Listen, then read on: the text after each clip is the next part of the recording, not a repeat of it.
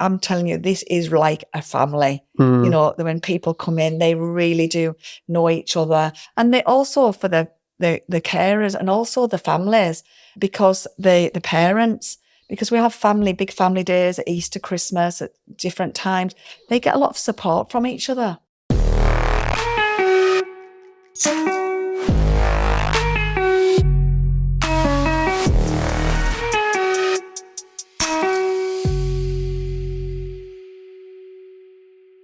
Right, hello, and welcome back to another episode of the podcast Chatzzz. And we've got a very, very special guest today.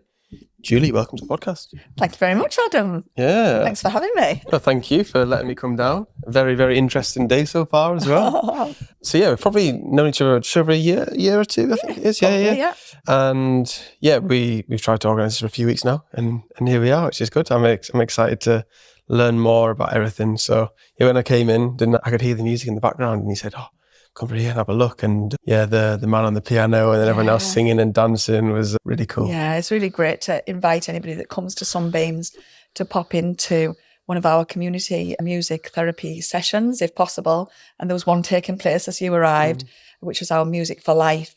So there was some young adults there, some of our lovely young adults with their families and carers that were enjoying a session with Will, our musician, our resident musician. So they were really enjoying it, weren't they? And then there was some lovely times if people feel confident enough to pick up the mic themselves and do some singing. So sometimes that comes with time, not always, but often with confidence when, you know, kind of our I think today was young adults, but that come along, and their families and everybody, as you saw, everybody was really enjoying it, weren't they? There's even the gentleman at the end, he was singing by himself, wasn't he, off his phone and stuff? And I was thinking, that's cool. No, that is really lovely. And as he could see, looking around the room today, that you can see that, you know, some of the young adults today, there's some of our people, they were looking at other friends there, weren't they? They make friendships amongst the room. Yeah. So it's really, really, and every week now, I mean, I know I've been only here a short length of time, but they're getting to know me now. So there's lots of waves in the rooms, and that's really nice now that, you know, because it's a small team here. So people, you know, that visitors have got to get used. It's to have to feel comfortable when they come in. So, and as you say, the joy on the faces, it's just fantastic to see as everybody leaves. Yeah, no, definitely. So I didn't prep you for this bit, but if you were to introduce yourself for the first time in like a taxi or meeting somebody for the first time, what would you say? What would you say to them? How would you introduce yourself? How would I introduce myself? Well, I would say I'm Jules. I'm from Cumbria, farmer's daughter. I have a large family. God, I'd be saying a lot, wouldn't I? I've got a large family. I've got 6 children. I've got 8 grandchildren. I have worked in the charity sector now for almost 17 years. Love raising funds for good causes. And yeah, very sociable. I work hard and I play hard. Yeah, that's the best way to do it, isn't it? Yeah. What's that phrase? You don't work to live. You don't live to work. You work to live, isn't it? Yeah. Yes. Work hard, play hard. That's a good thing, isn't it? So yeah, work hard when you're at work, but then enjoy yourself when you're not. I think so. And I think for me, my life, really my working life, is very much entwined with my personal life. And actually, that has not been a problem to me at all, because I have actually every job, I've got to say, maybe not them very early ones, maybe when I was kind of very, very young, but actually I've loved going to work each day. There's never been days that I've dreaded going into work, and I get an awful lot of impact from work, and you know, it's very, very rewarding to me, work, and I haven't felt that it has affected my life. So I try and juggle my balls and try and keep them up in the air. It is busy, but I do like to be busy. And from the outside looking in, working for a charity, is that more, would you say it's like a lifestyle? Yeah, more than like a job, isn't it? It's like you're in it, yeah. Yeah, it's a definite lifestyle. I know I've said I've changed jobs this last year. And I did wonder during an interim period where I should look. I wanted to work. That's what I first realised was I actually enjoy working. I want to work.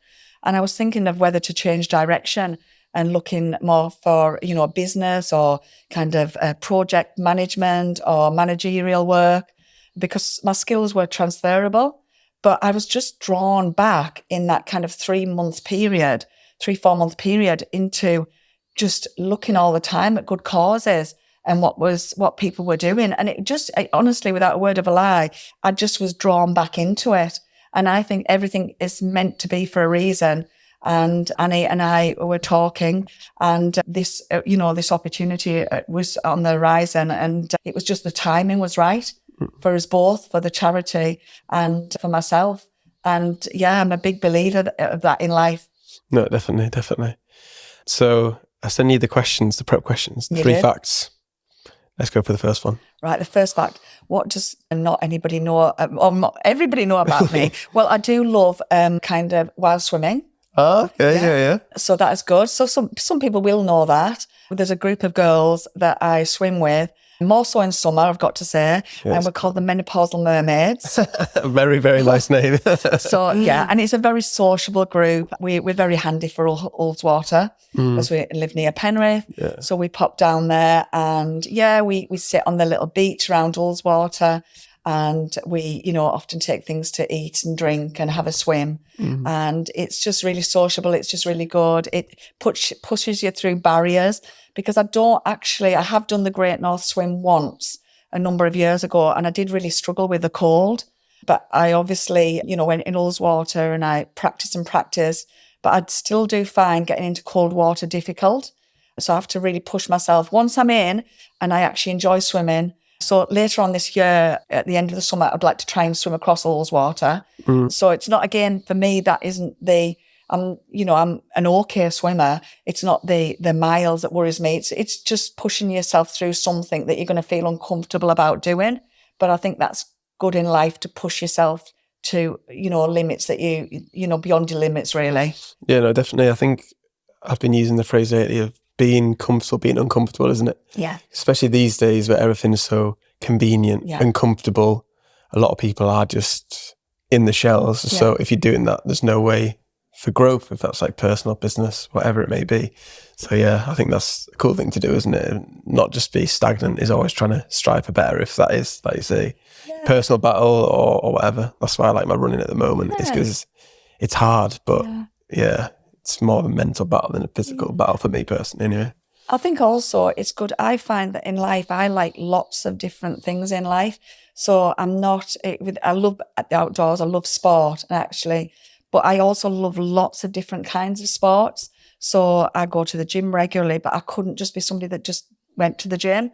So I don't love running, but I feel better when I do run. So now and again, I will kind of register for some smaller events. I do try and do park runs now and again. It's not really in my comfort zone. I'd rather bike. But again, I like to do lots of different things. So you've got to, and if you do that, you're not great at any of them. I'm not great at any of them, but I'm kind of, I enjoy them, and I make different friends through different sports. Yeah. And I just enjoy that. Yeah, no, that's cool. And then the second fact? Again, I'm thinking about it. It's looking like I'm a kind of like a sport guru. I'm not, but I just must spend all of my spare time in doing kind of things outdoors. But I have done coast to coast in a day before. Oh, really? So yeah, that's impressive. Yeah, I know. I was absolutely exhausted. Set off at Whitehaven at probably about 6:30 in the morning, and arrived in Tynemouth probably about 10 o'clock at night on a Saturday night. So it was not in the best of times, but it was all in one go, other than obviously some breaks to fuel up. And I was glad I did that. I'd done it in 2 days before, a couple of times in 2 days, and in 3 days for charity. And this was more for just a personal feat to see. And it's probably about 5 years ago now. So again, you've got to have the time to put the miles in beforehand, which sometimes that is difficult unless you're just biking all the time.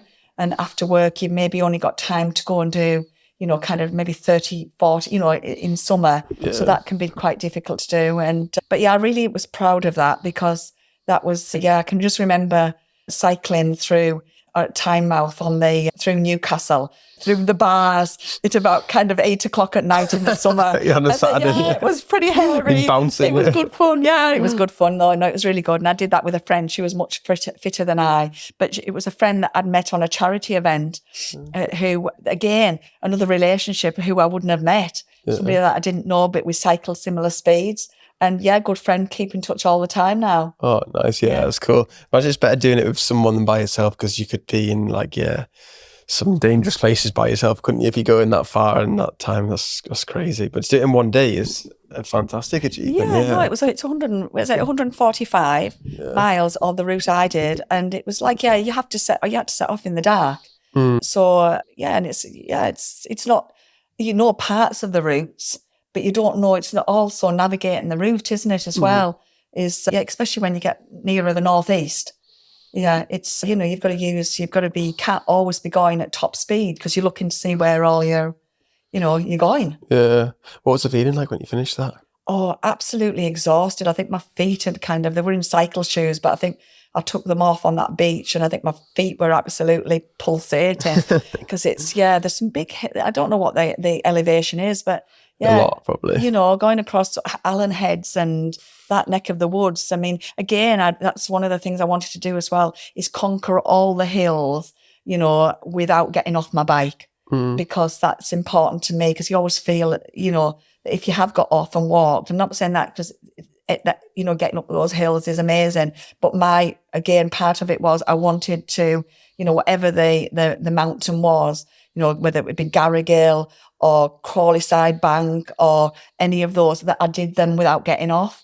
So, and sometime, no joking, I think there was some workmen on Crawley Side and they were giving me, come on, and, you can do it, you can do it, and then the legs were like, when you're nearly just at the speed when you you don't want to fall off because you're clipped in, which means that you're going to have but you haven't even got the energy to unclip. Oh, crazy. And then the third one, is it another fitness one? Well, it's more social. Yeah. I salsa dance. Oh, yeah. So it's getting at salsa. Yeah. So again, always loved dancing, loved music. And started, I think, soon after my youngest son was born, he's 21. I thought, you've got to do something for yourself. And just started going to classes. So again, I'm one of these people now. I think in those days I went often. And I went all over the northeast and northwest to different kind of functions. Again, really lovely people, different circle of friends. But now probably just go to kind of odd kind of like functions when they're on. So, more. But once you've got it, it's like riding a bike. Is it? Yeah. Okay. Yeah. I don't think I've got much rhythm. I don't think I'd be any good at it. There's actually to be honest with you, the men have a lot to remember. I can remember going to like a lot of universities had to do salsa now. So a lot of age, especially in the cities. So again, you might think it's something for like a certain age group, which maybe is around here in Carlisle or Penrith, but actually it's massive in the cities. All different nationalities. We've been on holidays to like Spain where we've gone to salsa clubs and it's all, that's really good fun. Something very different. We've had some crazy kind of holidays in, Madrid. Great, because it's really there. I mean, the night just starts at 10 o'clock at night. Yeah, I know. They're literally just finishing food at 10 o'clock or even starting food at 10 o'clock. So we had, so a really good part of my life. Glad I've done that and I've always got it, to fall back on. Yeah, no, that's very interesting. 3 facts, yeah. And then what were you like growing up in the early years? What did you kind of enjoy doing and where did you kind of see yourself when you got older, would you say? Well, I come from a farming family. Yeah. Again, not a million miles from here. I was brought up on a farm above Ullswater on a kind of a dairy and a sheep farm. My dad was one of 10. So I've got only one brother, but again, massive family, lots and lots of cousins.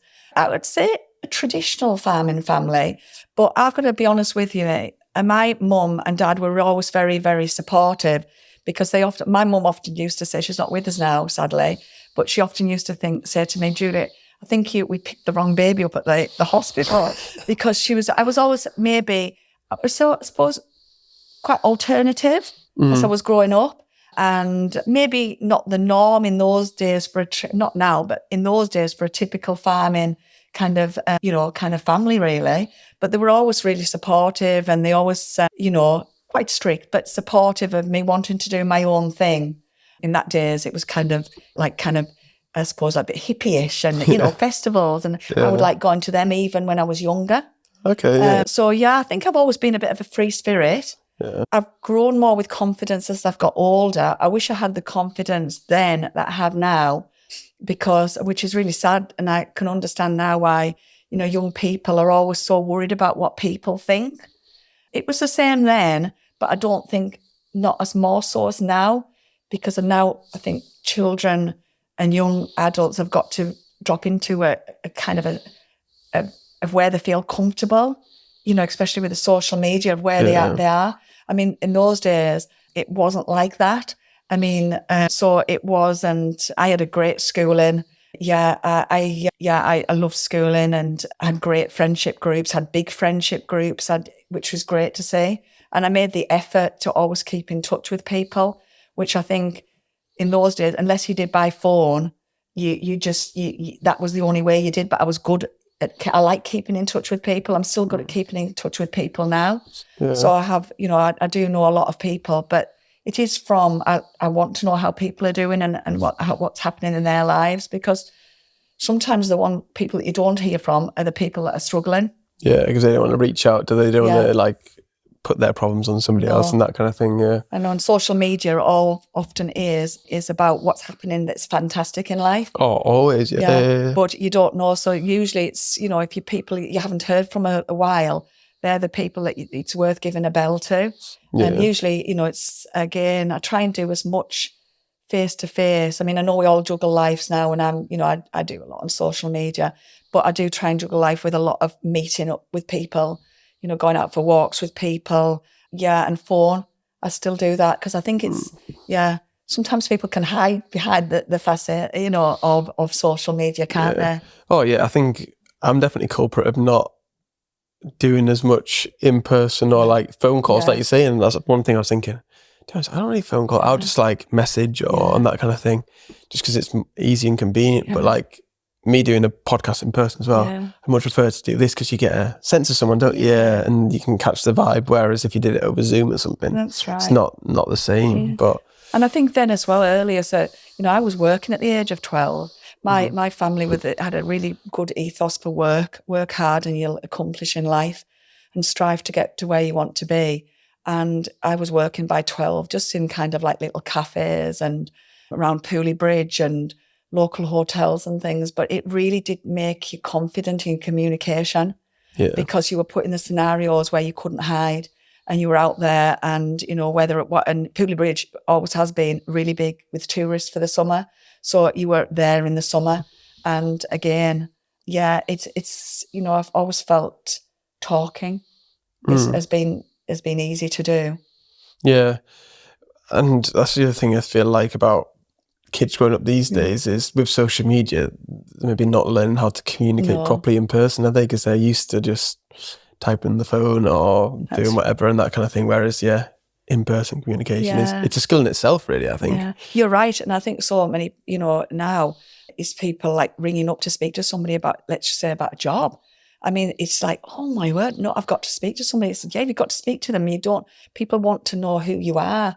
It's hard to work that out from a CV or a text message or anything, isn't it? It's especially with, AI, let's be honest. Yes. I mean, it's even harder now because it can be script written for you. Yeah. So you've got to find out who that person is, haven't you? Yeah. And even having, say, a social media persona to the reality is very, very different, isn't it? Because you're saying about the highlight reel, I'm culprit of that as well. I'll post achievements and things you're doing good and that kind of thing that's, I don't know, that's the norm, isn't it? But I wouldn't post saying, oh, I'm knackered today, I can't be bothered to do whatever. No, I don't want to put out that negative energy into the world and that kind of thing. And I think you do that for a reason as well, because you don't want to bring down and, but it's good to get, what you've strived to do out there, isn't it? Yeah. Because it does encourage, other people. I've seen something amazing this weekend that I've got to mention, going off on a different tangent completely. But I've been with my husband at a high rocks competition. Oh, which one? The Glasgow? Glasgow. Yeah. So I wasn't. I was spectating. He loves going to them. I saw a guy there that I got talking to afterwards, and it took him almost 4 hours to complete. Now, this is the norm, as you'll probably know, between the elite are doing it in maybe 50 minutes and, maybe the norms towards 1 hour 45. Yeah. To see a guy that actually that actually completed it, and everybody giving him encouragement. Unbelievable. That was just like, yeah. I came away from this weekend thinking, oh my word, he's had a hard time of late. His little girl's been in hospital. Didn't know him, by the way. Yeah. Little girl's been in hospital having treatment, and he hasn't been able to train. And, but he never quit. I was going to say, it would be so easy to use that as an excuse to quit and give up, wouldn't it? Even not turn up on the day, but exactly. Still doing it and completing it is an achievement in itself, isn't it? That's why you should always never compare yourself to other people, shouldn't you? You should only compare yourself to yourself and hold yourself accountable, I feel like. Because, it's easy to compare them. Well, I know, because I've always said I've been to many of these. Well, no, not many. I've been to about 4 or 5 maybe now, and always watched. And I've always thought, I don't know, I train, but I mean, this is trained to a different standard. And then after this weekend, I've thought to myself, God, that is no excuse, Jules. That is no excuse to do that. Literally no excuse at all. Because I follow one of the Hyrox athletes, and he was doing the pro doubles, I think. 2 of them, and he's got the new world record of like 50 minutes and 4 seconds or something. I was thinking, that is unbelievable. But then you compare it to the gentleman you were talking about, 4 hours. It's still an achievement to complete it in general, isn't it? It's just crazy. Hyrox does look mental though. Yeah. I've thought about doing it, but I think, bloody hell, that's hard, isn't it? It's very addictive. Yeah. And once you've been to one, you are addictive because you are obviously competing against yourself. Yeah, it's a time, isn't it? It's a time, and it is good for the spectators to watch. Yeah, there's a little bit of everything, isn't there? Mixed doubles, relays, singles, different age categories. Yeah. So, it is. Yeah, they've definitely hit a market. Yeah, it seems like is it like the modern CrossFit? Yeah. Yeah, kind of thing. Yeah. Seems a lot, well, in my opinion, but seems a lot more accessible to more people, whereas CrossFit, you need to kind of like master the movements, and that, and there's a lot more technique and more prone to injury, maybe. I'm not an expert, but this is my opinion. Well, I go to CrossFit 3 times a week. Okay, and there's parts of it that I would struggle with. Yeah. But some of those, they've made it accessible, haven't they? And of course, our CrossFit Cumbria, they've become kind of Hyrox affiliated. So again, it's become really popular. So with the special classes just to train for this. Yeah, no, it looks cool. I probably will do one, but I'm just into my running next year. Yeah. I need to do my marathons first. And then, what did you have any aspirations growing up? Any jobs that you wanted to do? Was it going to the farm or? Well, I always wanted, and it's probably one of my regrets, that I always actually did want to go into nursing. At the time, again, extremely now, I can't believe that I made this decision. But at the time, the nursing college was over in Leeds, and I didn't want to leave this area. And I felt I didn't have the confidence to leave this area. And I mean, that is crazy looking at today when, my children are, going around the world at 17, 18 on their own, and just thinking now, but I didn't have that confidence then. But things have changed an awful lot. So it's probably one of the things that I have regretted. I don't like to have regrets in life because I always think that everything's a learning curve. But so probably in some ways I've always kind of working for hospice at home and working here for Sunbeams. I do see it as caring because, and I think that's why I never did obviously achieve the nursing, but I do feel as if I have got quite a caring nature. And this does fit in. And obviously I do love kind of marketing and raising funds, making a difference. So it's kind of intertwined. Yeah, no, it's definitely similar-ish, isn't it, really, kind of thing. It's not obviously exactly nursing, but there's a lot of care for people going involved, isn't it? From what I know for hospice at home and then from here as well. It's, it is cool. So how you've kind of like, done what you wanted to do, but just slightly different. So, how did the charity jobs come about then before? Yeah, well, again, originally when I first started, I brought up my family, and I'd been childminding at that time actually, and helping with business and helping with things to do with village life, community fundraising, nurseries. So I'd always had that kind of drive to make a difference. And I kind of knew I had quite good at sales, or I felt I was good at sales. So I did some retraining again and got some more kind of qualifications with marketing, and went back with my IT and went back and helped my husband establish 5 shops. So they were toy shops and also kind of street kind of shops. We had a shop in Penrith that I used to manage called Streetwise. for 7 years. So again, saw there was a market out there at the time. It was at the time when it was all mail order. So my children at the time were into skating, those alternative clothing, Vans, Billabong, Volcom, all the kind of those kind of firms.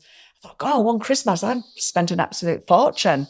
So I thought, yeah, this is the time. I actually had a motorbike accident, which actually, with it sounds really sad, but there was a little bit of a claim that went on afterwards. So I had some money to actually put some money down into business. In fact, if I hadn't had that motorbike accident, it probably I wouldn't have had the money to set up that actual skate shop at the time. We already had the toy shops. And yeah, so set up a skate shop, had it for 7 years, really enjoyed it, went to all the expos, got really good, can grip a skateboard in no time at all. Oh, I should have brought one down with you today. And really enjoyed it, got to know about a lot of obviously knew a lot about the skateboard world and all that clothing world. And just decided that the time was right to move on from that, just as kind of, the internet was taking over. So it wasn't, and actually it wasn't for that reason, but I just thought, I'm a big believer that when the time is right for a new chapter, then the time is right. I'm never going to stop within something I'm not getting a buzz from each day. And if that buzz isn't there, then it's the time to, sold up. And then was looking for something else that would use my experience from a kind of sales point of view and marketing point of view. And Hospice at Home came along. And again, was based in Penrith at that time. Just a small team of, 4 team that looked after the finance and the admin and the fundraising, with obviously a team of nurses, and was in there to help grow. So I just really enjoyed it. I enjoyed the team, kind of growing it to like a community. There always was a good ground in there, good foundations, but I came on board when it was growing. So it could grow, like I was saying, the corporate, the community, the grants, every aspect that now is needed in the competitive world of charities and trusts to grow. And was with the Hospice at Home for 16 years and I've enjoyed every moment of it. Only finished in September of last year. But again, I felt that chapter was right for a new chapter to help grow something again. And and as I say, Annie Mawson Sunbeams Music Trust is just fantastic. It's with, as I was saying to you, one of my granddaughters is autistic. So I already knew about the power of music and what impact that had and how that can really help bring, people with lots of different challenges in their lives, make great joy and impact and better well-being. Yeah. So that's how I've been here, and only here since January. So it's early days. Fresh, not even 3 months yet. No. And how did the opportunity come about then? Well, really, to be honest with you, I had that time out wondering what I was going to do, wondering what I was going to do, really, because it's quite strange when you're in that, time of life. And I just thought, let's see, I'm a big believer in everything happens for a reason. And I did put a couple of 2 or 3 emails out there to charities that I did feel really very, I had very strong views about, because I've got to have complete passion in what I'm helping to sell. Yeah. That is really important to me. And if I don't, I wouldn't, and that's it. I would struggle. So again, I knew of the Annie Mawson Sunbeams Music Trust. I knew the difference it made. Again, there was another couple of local charities as well in Carlisle. Kind of Youth Zone I felt was really, really important to me. I know Youth Zone was a charity that I approached, and Air Ambulance. Air Ambulance at the time. But again, it was when Annie came back to me and said, Annie Mawson, our founder of this charity that's been here for 33 years, I just knew as soon as I walked in this building here, it was just, if she would have me, this was just meant to be, because there was a Music for Life project taking place, like what you've seen today. And I mean, you just knew the joy in the building. And I just felt from a business point of view of what I'd achieved and the skill set I had that I built over the last 16 years, I knew it was something that I could build here and just help, because it is help, because they've done it absolutely amazing here. And, the charity has raised some great funds and had some great ideas for its events. But I just knew moving forth into the future, looking at future sustainability, that I could help. Yeah, no, definitely. Even like I wasn't expecting this building. Like I said to you, I didn't know too much about it. And walking in, I was like, oh, this is actually really, really cool, isn't it? And even just being in this room as well, it's just like, fantastic. So what's your exact role then here? If you tell everyone that's watching this. Yeah, well, I'm kind of the head of income generation and marketing. So I'm looking at different ways that I can raise funds through avenues that possibly there hasn't been the time to spend on those avenues at the moment. So we have some great events here, musical events, which is fantastic. But I'm looking at the moment, I'm building a Friends of Sunbeams initiative with our corporate supporters. And that is, I've just really established that marketing for that last week. So just starting to go out now. I'm starting to network with lots of companies. I've been over to Sellafield. I've been to the Ambassadors in Carlisle. There's other ones I'm going to later, which are more tourism orientated. So I'm trying to look at a broad spectrum, because obviously I've got to find people and companies and the community that want to support this cause. Once people have been able to see what happens here, that is a massive plus for me, because anybody that walked in that room cannot go away thinking that this does not make an impact. So again, with this social media, I'll be trying to build a social media to make sure that I can put clips on. I'll be looking at all your tips, Adam, and of what I can do there to make an impact and just get more people following, because we've got to make sure we've had Annie's, established 33 years. She raised the money for this building through grant making trusts and going to see different people and different supporters. She's an absolute legend here. She's got the MBA and she's Woman of the Year. So she's known across the UK. She's been to Buckingham Palace, because there's not, in fact, I don't know how many at the moment, but it's very unique, this in the UK. So there's a lot of celebrities that support Annie's work and what she does. So we've got something really unique and special in Cumbria that we need to absolutely nurture. Yeah, definitely.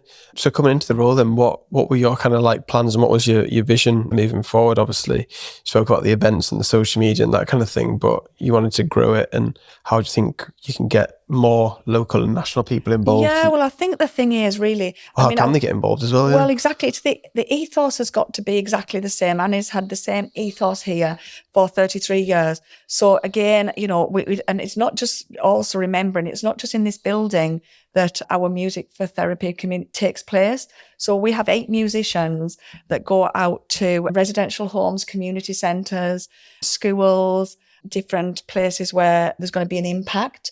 Our Music for Dignity is mainly our people that come in here that are struggling with dementia and Alzheimer's and different life-limiting illnesses, where they know that this will make a difference. So again, it is to make sure that we've got enough funds. So at the moment, we need to raise £390,000.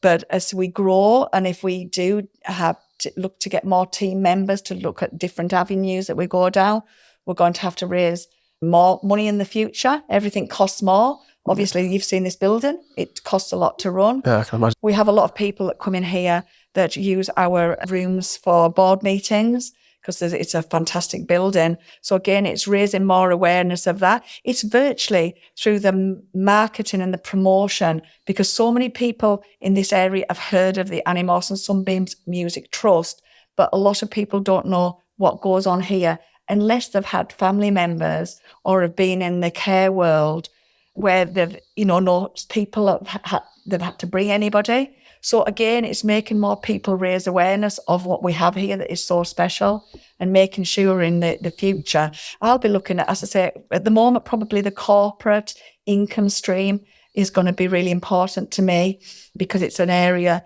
that we haven't had a huge amount of time to spend on. Again, looking at more events that are maybe not musical orientated.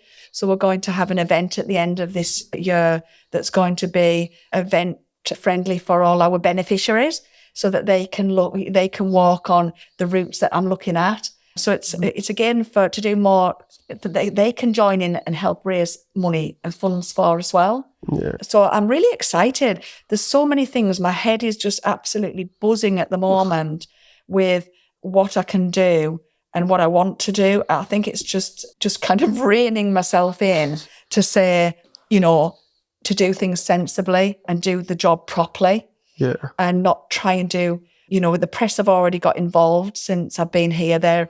We're doing a lot more with our press releases and supplements. We're going to have some coverage. So again, looking at the radio. I haven't been in touch with the radio yet.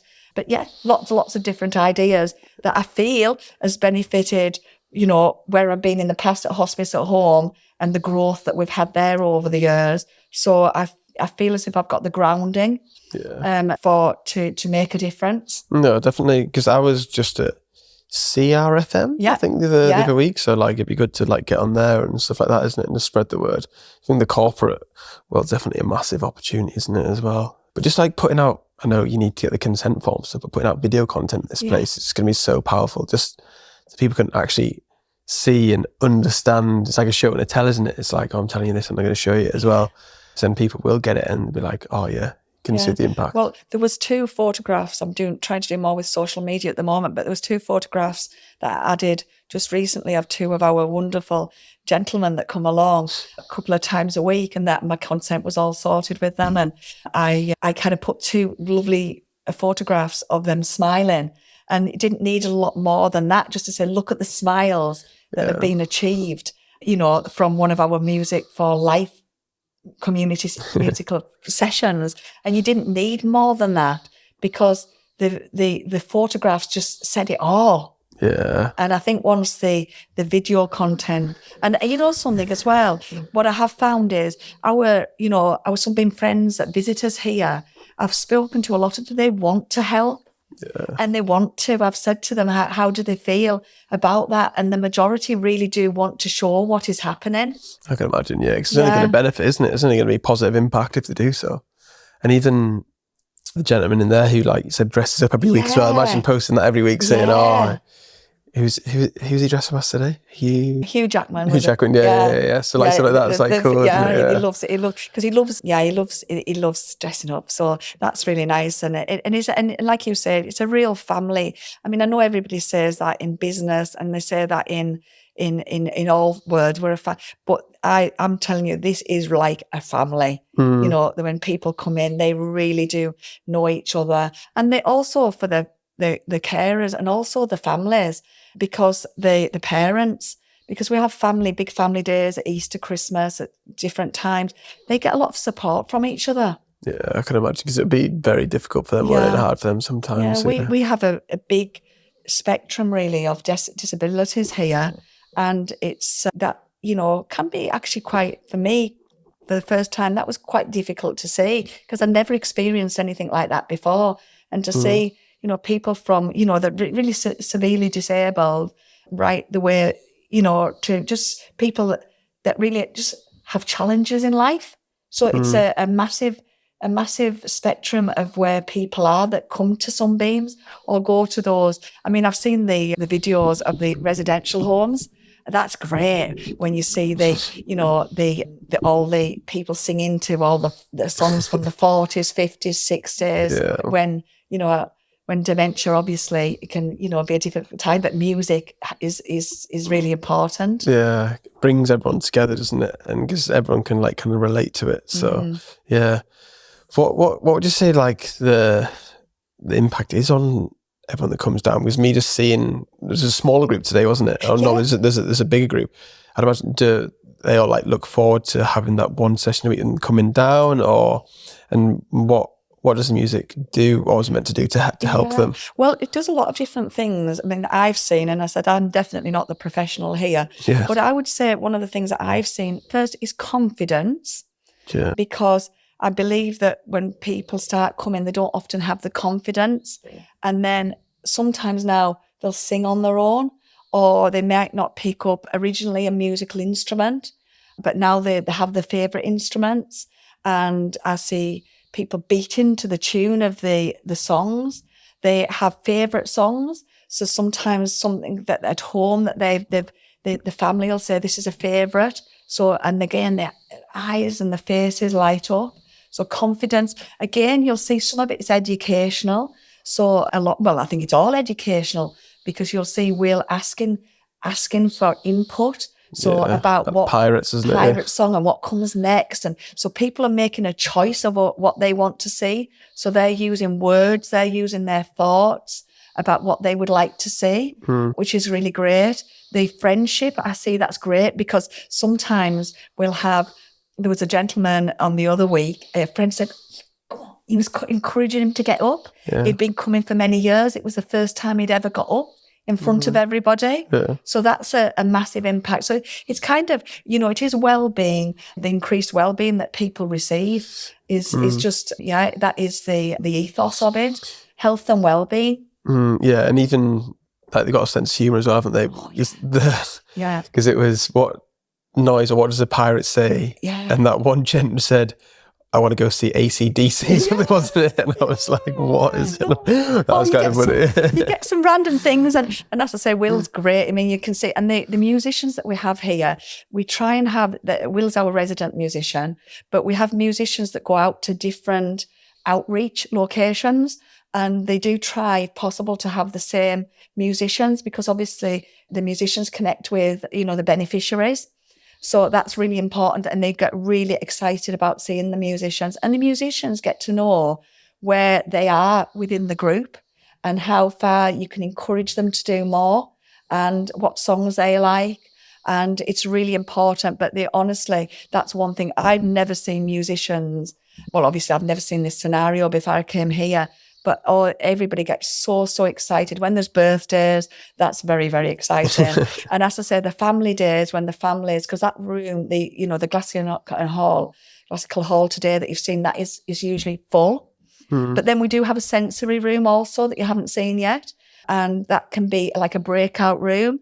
If some people are just feeling that it's a little bit overwhelming today, you don't know what's happened in life that morning or that week. So there's a sensory room that you can still hear because it's just off the hall. And again, I've heard Will sometimes doing some one-to-one with somebody if they're struggling, just to finding that song that they really enjoy.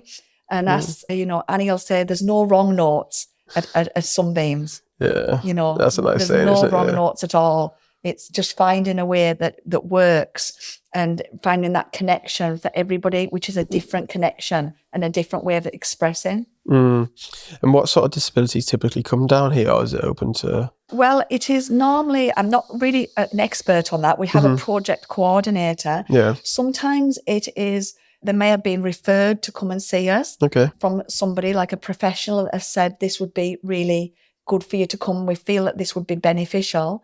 But we have patients, I don't like to use the word patients, but people that come with like cerebral palsy. I don't know all the different diagnoses, because I know for me, everybody's an individual that comes into the room. And whether we do a lot of support with sign language. Which we didn't have in the room today, but normally one of our project coordinator comes in sign languages, which is really great. Again, some people they sit in their areas where they feel comfortable. So I don't know, that there's bean bags on the floor. There is, and we have some beneficiaries that come in and they're like playing the guitar throughout. So they'll be up with like the group. Because sometimes we have like two or three musicians playing for the bigger groups, not just one. So just a very, very, a lot of complex, I understand, a lot of complex medical issues. And very sadly, and this is sad, but some of our beneficiaries aren't with us now. So, we're sitting today in Lily's room, which, Lily isn't with us now, but she passed away sadly when she was 9. But I've spoken to Lily's mum, and she absolutely loved coming here, and it was a massive part of her life. And they've just been doing some fundraising for us. And even though that's a number of years now since Lily's passed away, they just knew the impact that Sunbeams had on her. and they'll see different rooms when I show you around the building later, where there's sadly people that aren't with us now, and which is really, really sad. But there again, Annie has seen, so with this being here for 33 years, she's now had children come in here since they've been 3. Yeah, and all the way through. And now adults. Yeah. That's quite cool to see, isn't it? Yeah, them growing up.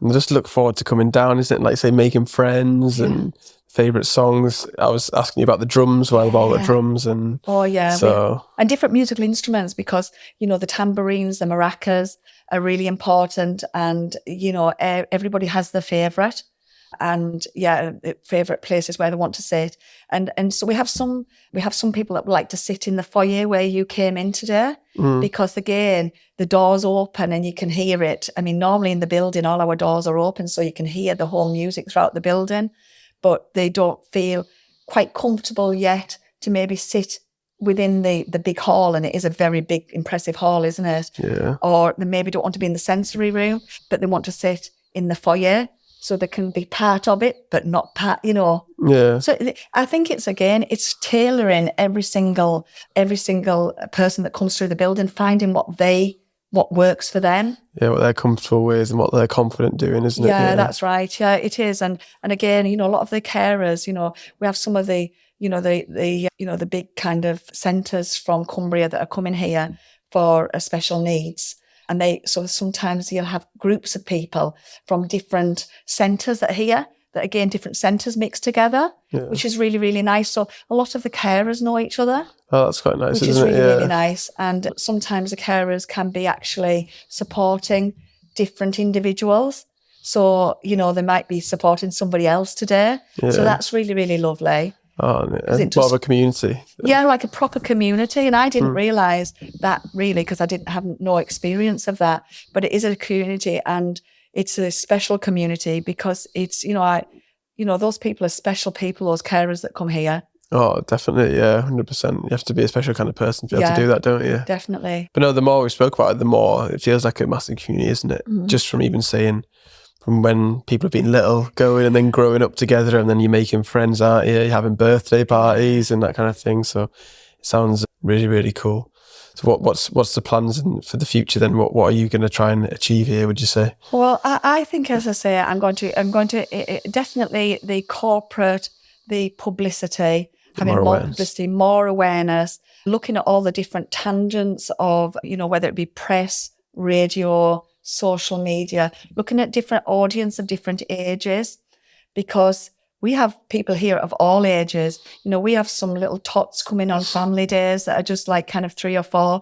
And the other things is, we actually, on a lot of the days, the family days, on after school, we have a lot of brothers and sisters coming, which is really, really nice. So it's important that because obviously, having, somebody disabled or disadvantaged or challenged in the family does impact the family.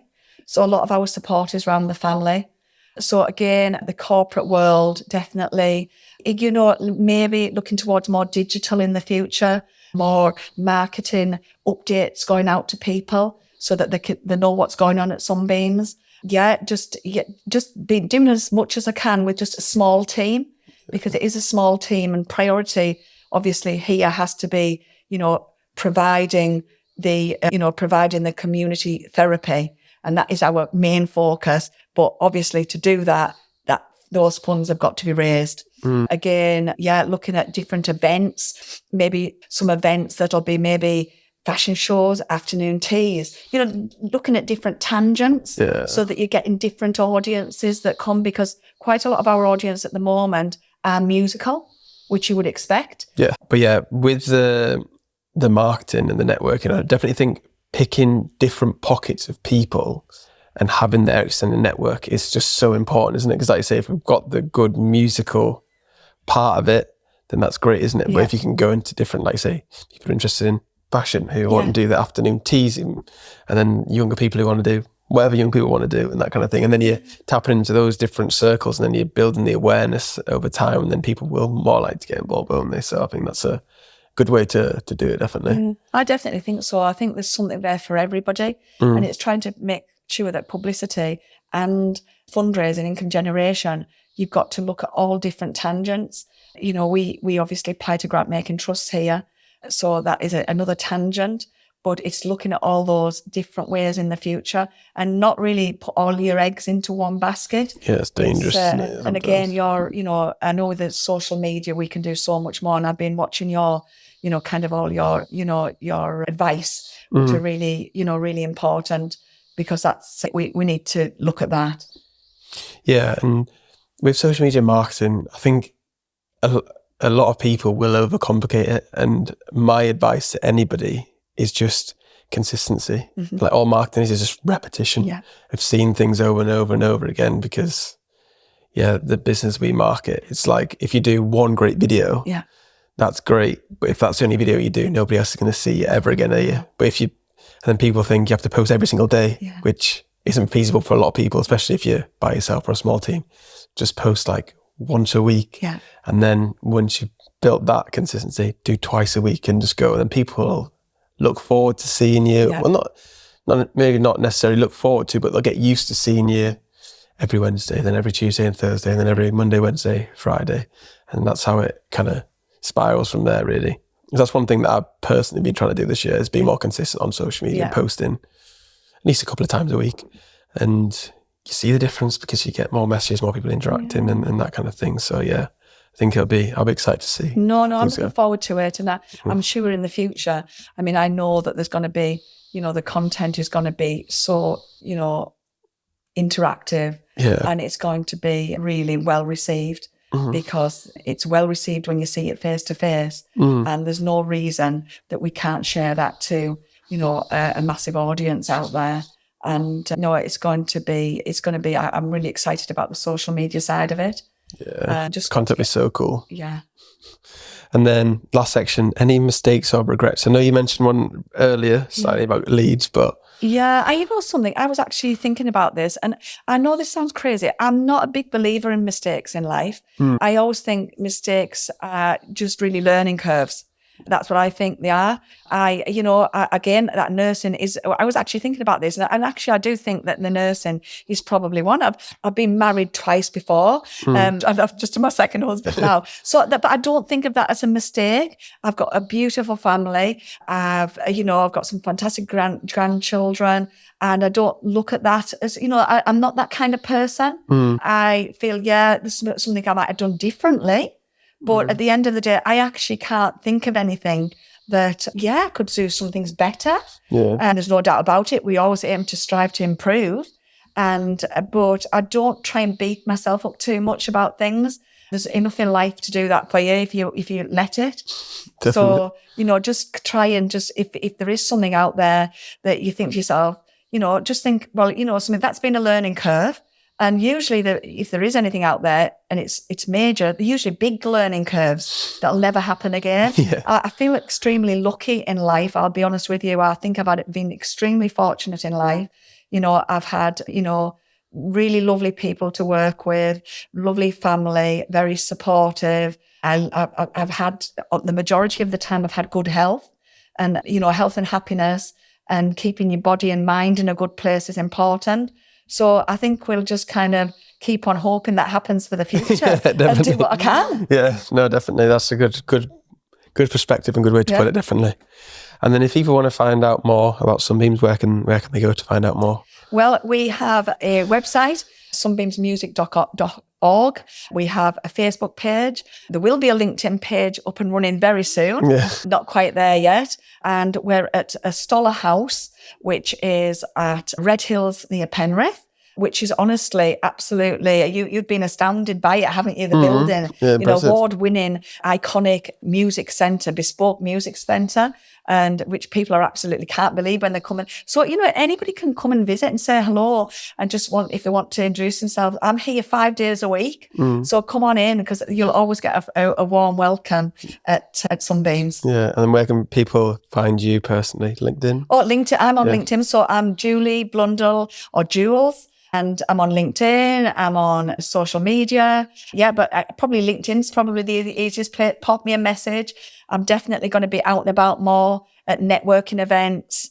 But, if anybody thinks that this is something they want to get involved with, pop me a message, because, I'd love to hear from you. I have a very relaxed communication method. It's not a hard sell, I promise, because people do want to help, but sometimes can't help at a specific time, but might be able to help in the future. So I've got quite a relaxed, method of comms, and but make contact. Yeah, perfect. Right, everybody, if you've been watching on YouTube, make us comment your favourite part. Any questions for Julie, leave in the comment section below. Subscribe. If you listen on Spotify, Apple, make sure to follow the podcast and leave a 5-star review, and we'll see you next time. Thank you very much. Cheers. Bye. Thank you.